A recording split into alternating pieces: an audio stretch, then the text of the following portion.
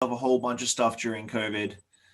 So this restreams to two Facebook pages, Twitter, and YouTube. Awesome. And then I have another screen that connects to everybody so they can chat. So you can have people like comment on things. We have people comment on things during our little talk. So great. Yeah. No, I watched the one with Mitten on Monday, so it was good. So I like your format. So I wasn't sure exactly what you wanted to talk to me about, but well, I think for you, because you were at the forefront of like tiki tropical drink culture in Canada for a really long time, and then you sort of fell into, but you became the Havana brand ambassador, Havana Club brand ambassador, and really you took that brand ambassadorship to a whole nother level for Canada, let alone like just the way your pure absolute joy and love for Cuban culture, like the country, everything. Like you really just, it wasn't just a job for you. It was more of a complete another passion project and lifestyle, basically, was being a Havana Club Donnie. So I kind of I always like to kick it off because I'm a massive comic book nerd, as you can tell by my first edition Marvels behind my left shoulder. Yeah. So how did you get in the industry? Like what you got? Oh, nice. So these are all Canadian stamps. This is like 20 years ago. What? Like Captain Canuck himself and Nelvana, and Johnny Canuck. So this was a limited series they did. Awesome. Yeah. How much did they work? Okay. I wouldn't even know. I don't collect for that kind of reason. So yeah. I've got you were saying a second appearance of Deadpool. I've got a second appearance of Deadpool that I picked up for like $10 like 5 years ago. So this is so this is Spider-Man #1, signed by Todd McFarlane. That is epic. So this was a gift from H for my birthday a couple years ago. That's amazing. Yeah, I've got a Todd McFarlane signed Spawn. Awesome. See, we got more things in common than I even thought. That's what I love about this thing. Oh, massive geek. I mean, in terms of Star Wars, Star Trek, Marvel, Star Trek especially. So, I mean, you're Trekkie. Star Trek, almost lost it. Star Trek is, we're going to lose that. We're going to have to read. There we go. Buddy of mine gave me this recently. My love of tiki, and it's a Horgon from the planet Ryza. Yeah. Anyway, never have pegged you as a Trekkie. Well, I mean, at the end of the day, it's a lifestyle in terms of it's how we want to see us. Mm-hmm.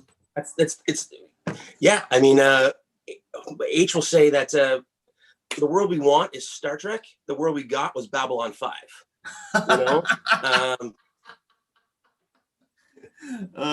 Of course, H would say that.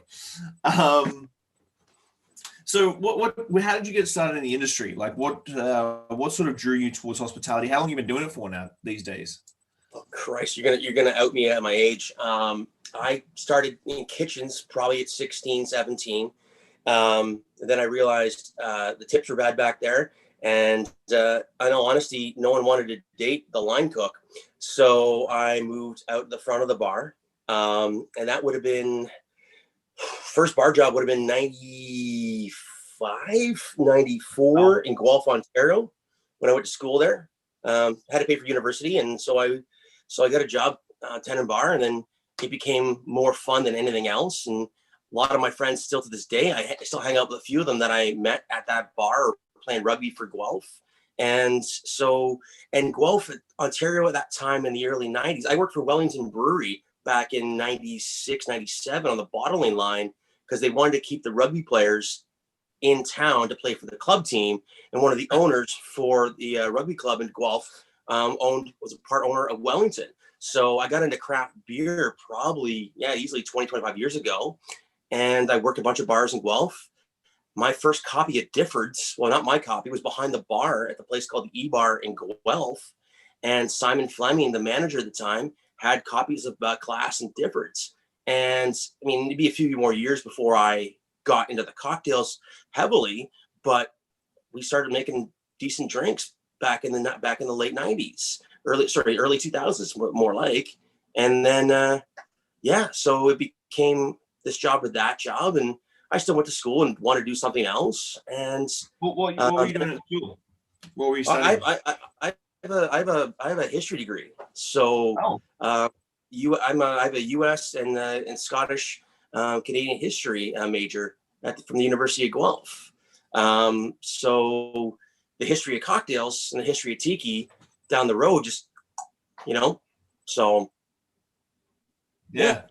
And then Guelph is a spectacular town. I lived there for 13 years, and I needed to branch out, and I worked a little in Toronto for a couple travel companies, but then my brother was moving to Vancouver. Well, he's already out there. And so I moved out before the Olympics in 2008 because I knew I wanted to live in Olympic City. And that's where I started working at places that had a much more cocktail focus. I love Vancouver and Toronto equally. So much great about both cities. And they were on the same goal, but they were on different paths. So what Toronto was doing cocktail-wise in the early 2010s, late 2000s, was different than what Vancouver was doing. I think our proximity to Portland and Seattle was a huge influence when I lived in Vancouver. Obviously Chicago, New York, but you can't just cross the border a couple hours to go to New York or Chicago. It's a lot easier to go to Seattle, Portland. And I think that was one of the burgeoning things for me. Is like, cool, I saw craft beer, I saw wine. I started doing my wine studies in Toronto back in 2006. So, I mean, I got my WSET level 3 in 2011. The wine world has changed 100 times since that. Yeah. So my chances of being a sommelier are about as me winning the lottery. So, because I can't study that hard. You might recognize this. This is probably the most ridiculous cocktail book from Steve DeCruz at the Corner Suite Bistro Deluxe. Yes. On the corner of Thurlow and Harlow. 300 cocktails. And literally, the cheat sheets sat flat on the bar because there's no way I'm going to learn 300 cocktails. But a lot of them showed up and people started drinking more, and Christ, the old fashions we went through at the Corner Suite, just because I think Bullet had just arrived. There'd been a few other products that's the issue, is that for the longest time in Vancouver and in Toronto, we couldn't get anything. Like I started working at Liberty Wines and Legacy Liquor in Vancouver 2008 and 2009 respectively. Well, I was the guy that had 8 jobs at one time. But yeah, so I'm talking a lot here. You got questions? Oh, no, it's perfect. I always like to try and remind kids that listen to the podcast or watch the live stream that like 2006 is Facebook only sort of launched in 2005, 2006. Like we didn't have these social networks. Twitter was a thing, but not really. That was about 2006 as well. Like anywhere from, if you started the industry late 90s to the mid 2000s, literally any information that you wanted to get, there was no liquor.com. There was maybe Drink Boy or the Chanticleer Society and stuff like that. But really you had to go out and buy a cocktail book, and cocktail books weren't that great around that time either. Like Remember Mulligan's Guide? Yes, exactly. Like Difford's Guide really was the epitome. Like you'd find this Difford's Guide with a sexy picture on the front, and you'd be like, oh, okay, well, this is different. And you start opening it up, and it's 150, 200, 300 cocktails, and you start flicking through, and you're like, great pictures and great spirits and all this sort of stuff. And you're like, oh, this is a whole different world. So how did you're in Vancouver, you're doing Legacy and stuff like that. How did you start falling into the tropical tiki sort of direction and realm? Like what was the spark for that? Because again, we go back to social media and all this sort of stuff was still so rudimentary. Like I don't think like Beach Bum Berry had even published his first book until like the mid 2010s. So how did you fall into the tiki Cuban loving tropical guy that you were? Well, Yes, I mean we'll get to that. That's never going to leave. I'll do 1,000 different things in my lifetime, but I'll still have that passion for rum in Cuba. But I was working at Clue Club, and Clue Club's a tiny little dive bar in Gastown. Trevor Cowley's the beverage director for Donnelly. He'd met me at the Corner Suite because literally that was his local. He was literally Thurlow and Harlow. I'm not trying to give him his address, but he's literally almost across the street. And he'd come in, and I was already the oldest bartender in the room by a few years. And he hired me at Donnelly because, like, you're not a complete fuck up, Donnie. We could use someone like you. And not that anything was a fuck up, but just that. Can I swear, by the way? Yes, we can swear, right? Yes. Yeah, so, but just making sure. So I wasn't sure you're gonna have to bleep me out later or not. But so he got a cold draft machine at Clue Club, 50% cubes, the other half crushed ice. And literally that's how Tiki Tuesdays at Clue Club began. Was we had a crushed ice machine, and I don't know how many brambles or how many mint juleps you can go through. There's a lot of tiki cocktails. So I started a project. It took me 2 years to do it. Jeff Berry had 2 books, Grog Log and Intoxica. He brought together called Remixed.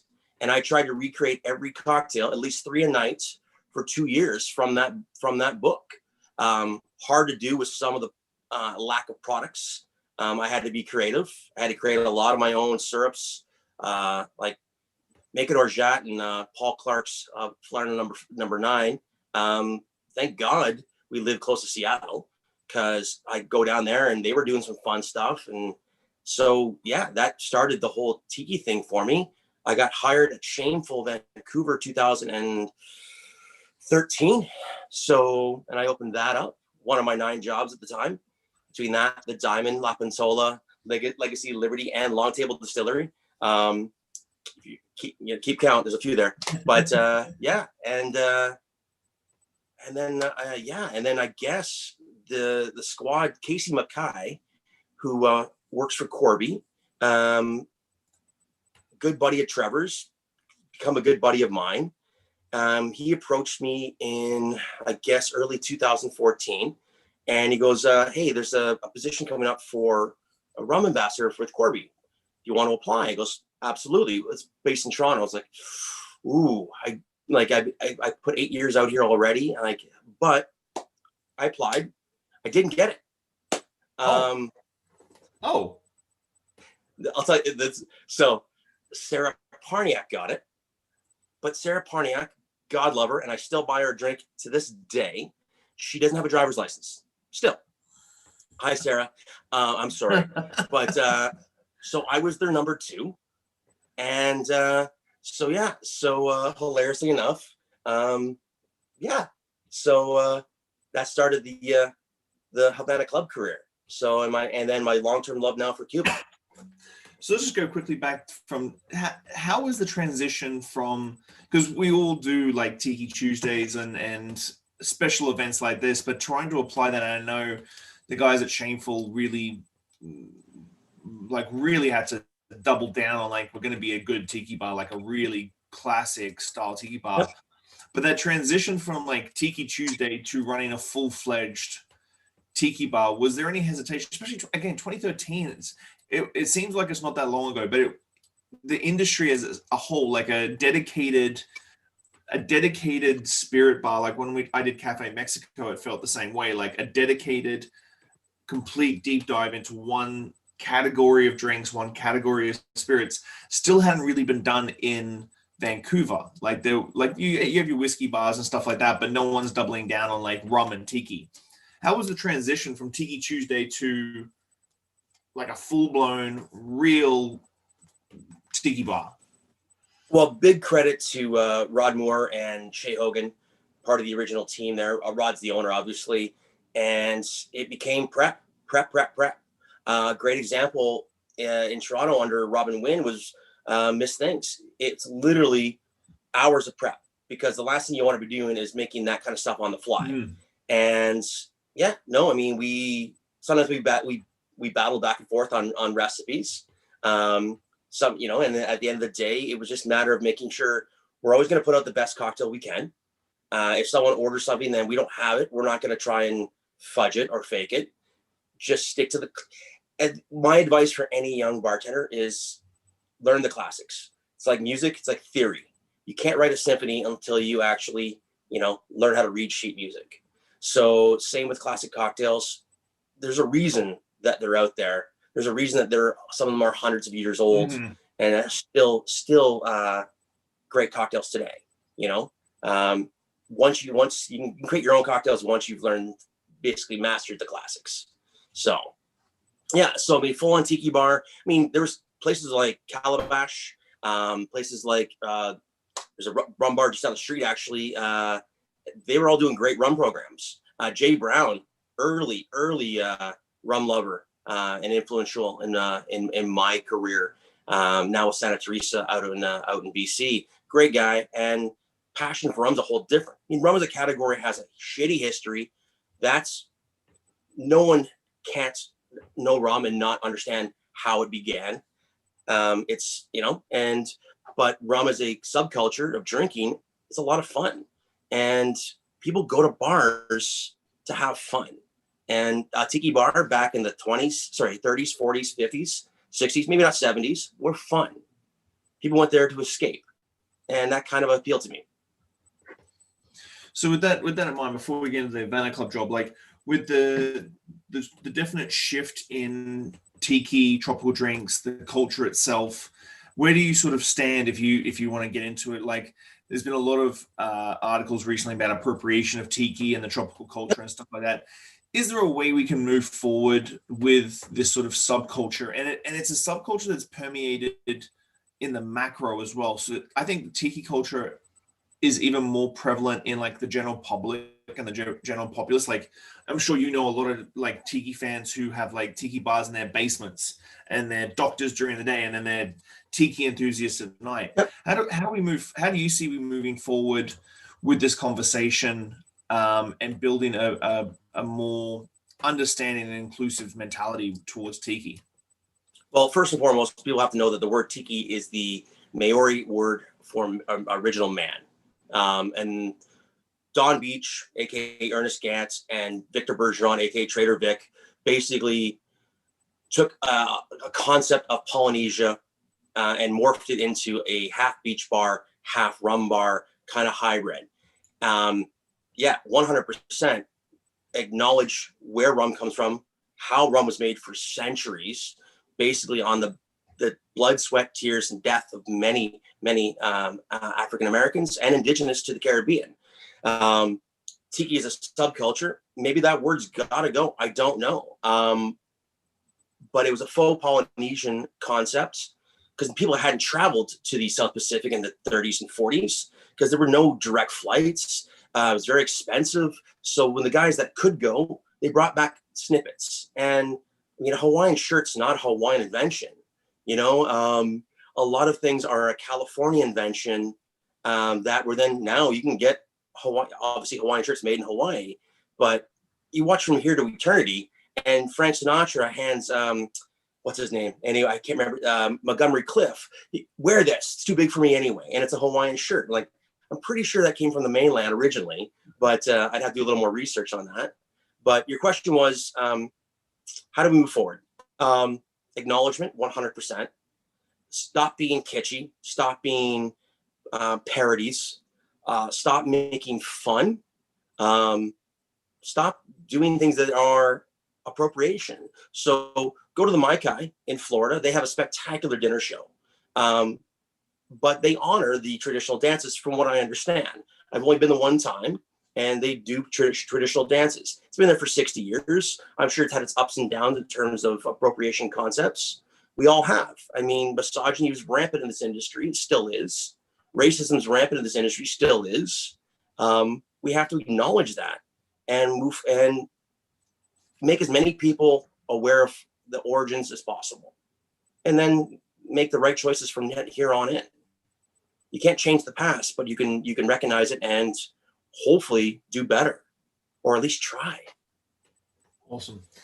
So let's get, you've moved to Toronto, you're working for Havana Club now because Sarah doesn't have a driver's license.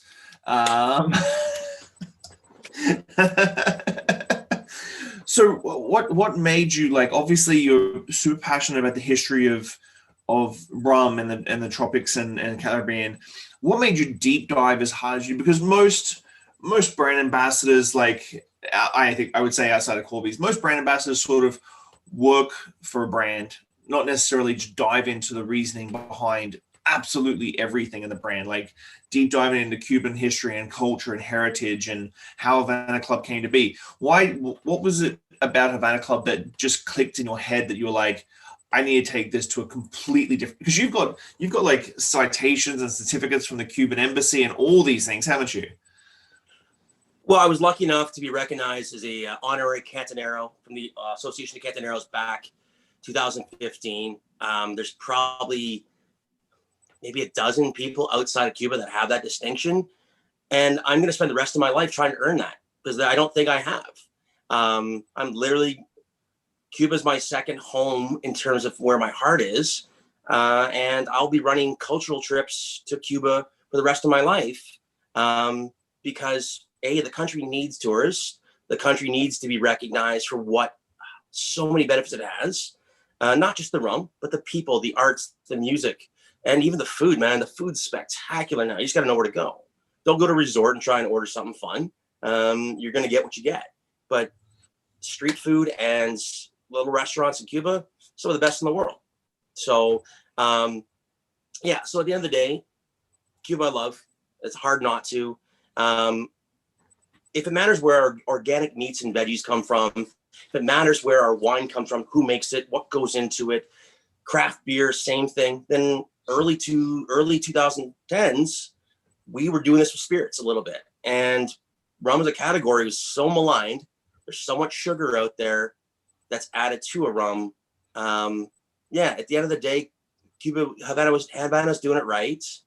A lot of people doing it right. Richard Seal, Team at Appleton, Zhang Kong, there's a lot of people out there that are guardians of rum. Like Gail's Canadian and one of the nicest people in the world. And Maggie at Privateer, there's some serious people who give a shit about rum. And we're trying to do that, So, I'm sorry, I go on tangents. Okay. That's exactly the tangents I like.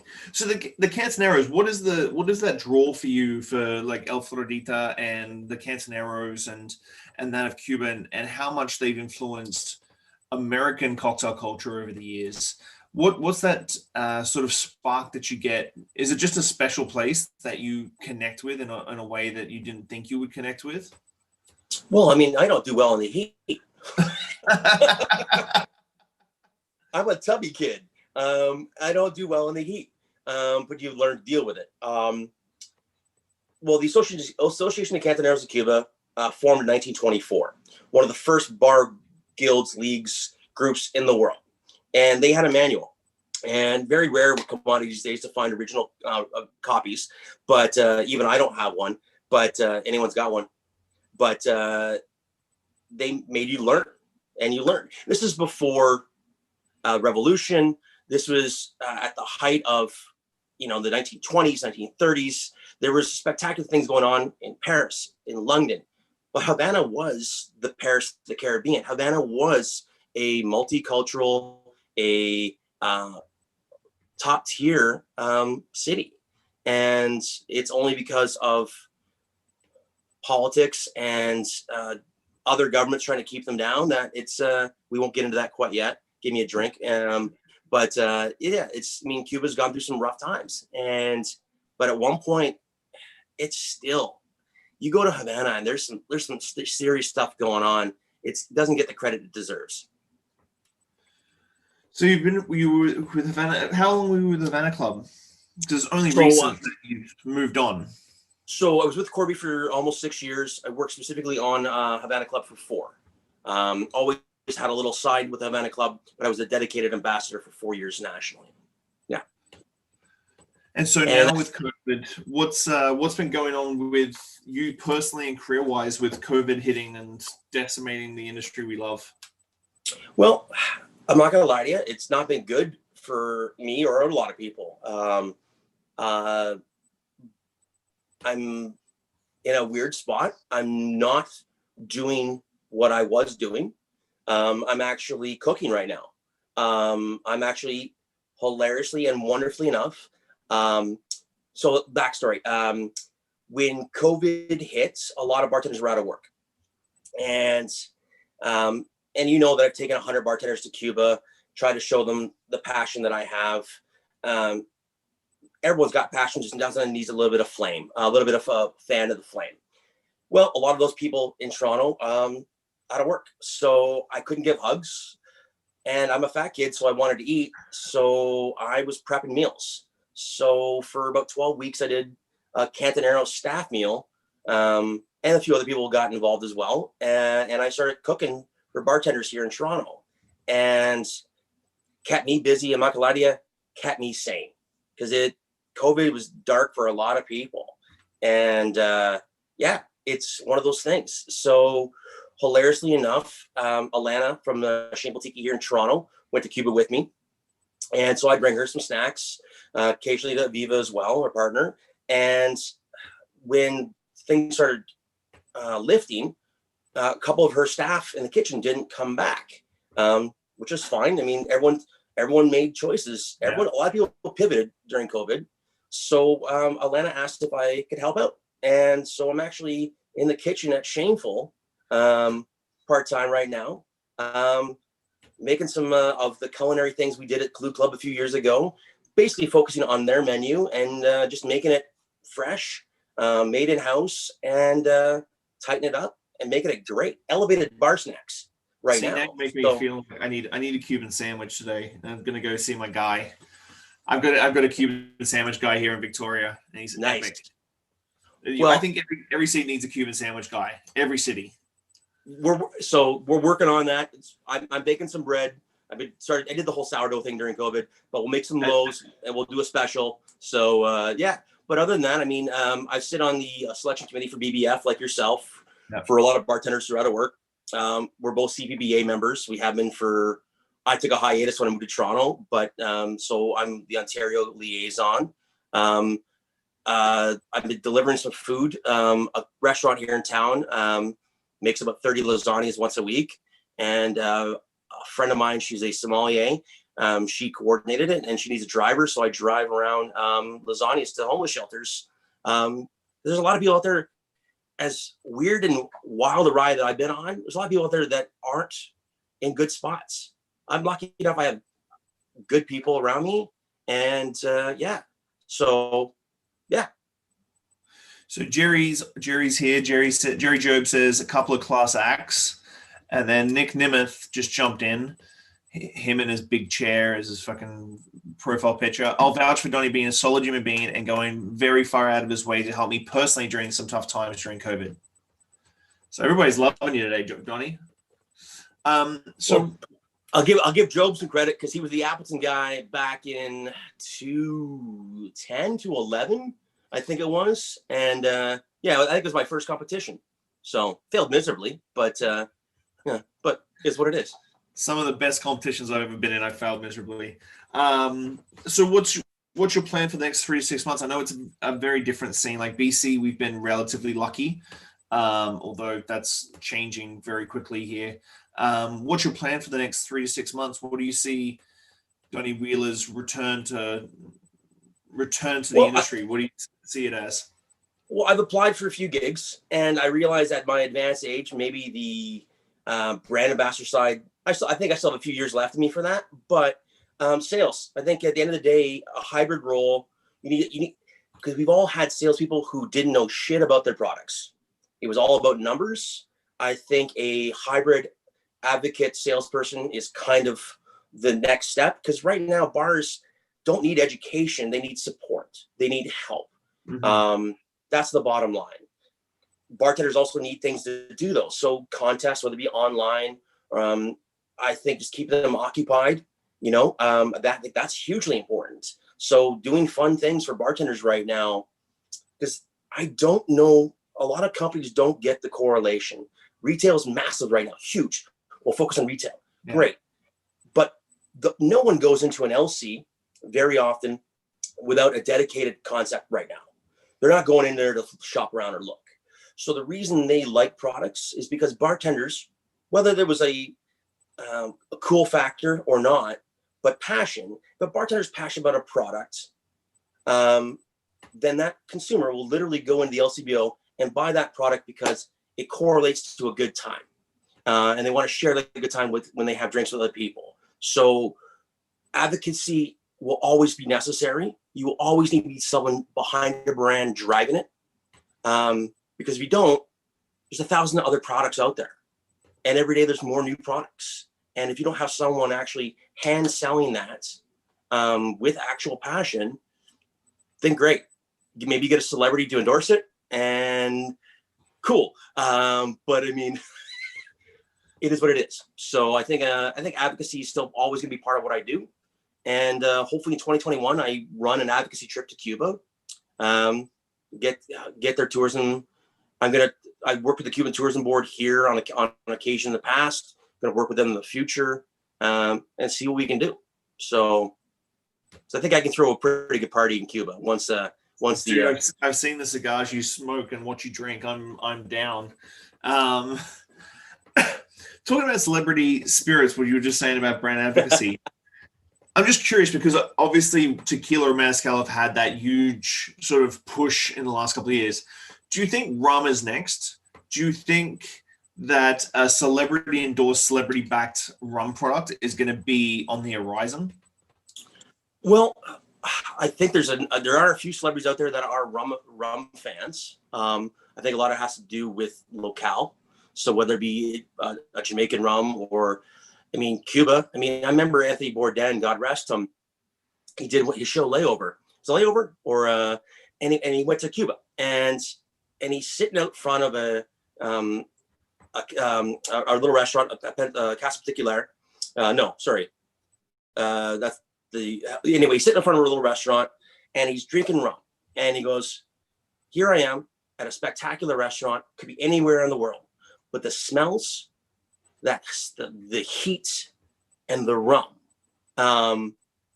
There's something about it. So I think there will be for sure. I don't know. I'm trying to think who out there would be a great rum ambassador that is a celebrity, but I'm sure it'll happen. Yeah. Should have given me that question before we started. I would have put some thought into it. I like it off the top. So I think MoMA, you get MoMA with his canned water, and a good rum brand. Jason, it's your idea. Go with it. So I know you're watching. So, so with you being a daiquiri aficionado, where would you say was the best daiquiri you've ever had in your life? Ooh, tough call. Because I've had them luckily in a lot of places. I'll give props though to one of my first best daiquiris in Toronto. So no one knew who the fuck I was, and I still why would you hire a guy from Vancouver to be a guy in Toronto? I worked a little bit. I knew a few people. I mean, Taylor Corrigan and I knew each other back in Vancouver. There were a few people here. I'd met Mitten before, but yeah. So I'll give props to Shane Mulvaney. He was the first one to give me a proper daiquiri. I went from bar to bar, called it Best Damn Daiquiri Quest, and then I tweet or post about it. And then later on goes, "Are you Donnie from Havana Club?" And tough call. The guy's a blacktail, especially if you ask for proper rum, because I know they had a stash behind the bar. San Fuegos in New York. The boys at Swift always do a decent daiquiri. Just trying to think. I mean, and honestly, having daiquiris at the Hotel Nacional on that patio is pretty spectacular over the season. Florida is a Floridita, but it's so busy these days. And I'm talking classic handshaking. They do frappes. So if you want a classic handshaking daiquiri, Nacional is a pretty dope spot. But you want a frozen daiquiri, I've been lucky enough to actually work behind the bar at the Floridita for a guest shift. Way the fuck out of my league, man. I cannot move that fast. Some of those guys have been there for 30 years and they move like they're ninjas. And it's crazy.